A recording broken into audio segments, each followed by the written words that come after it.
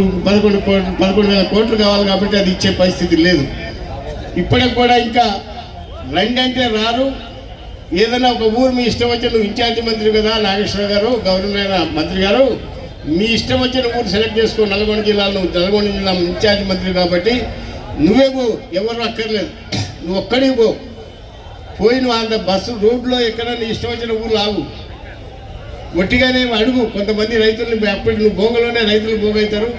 ఎంతమందికి మీ ఊర్లో మాపు వచ్చింది, ఎంతమందికి రాలేదు కరెక్ట్గా తెలుసుకో. అట్లయితే నీకు అర్థమైంది. కానీ కింద మీరు చెప్పే మాటల్లో మరి మీరు ఒకటి చెప్తారు, మరి శ్రీనివాసరెడ్డి పొంగులేటి శ్రీనివాసరెడ్డి ఒకటి చెప్తారు, కేసీఆర్ గారు మొత్తానికి ఇచ్చిన అంటున్నాడు, కేటీఆర్ గారు మొత్తానికి ఇచ్చిన మరి చెప్పినా కూడా మీరు అందరూ ఇవ్వలేదని అంటున్నా కూడా బుకాయిస్తున్నారు.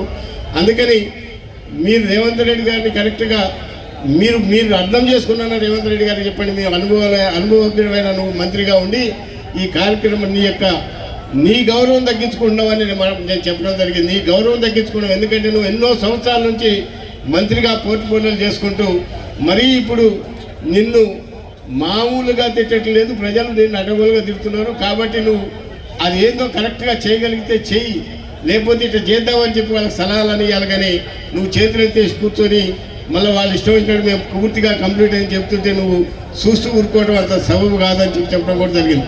అందుకని మీ అందరికీ నేను చేతులెత్తి నమస్కారం చెప్తున్నా. అవన్నీ ఇచ్చేది కూడా ఏ స్కీము కూడా చక్కగా ఇంప్లిమెంట్ కాదు, ఏది చేయలేరు.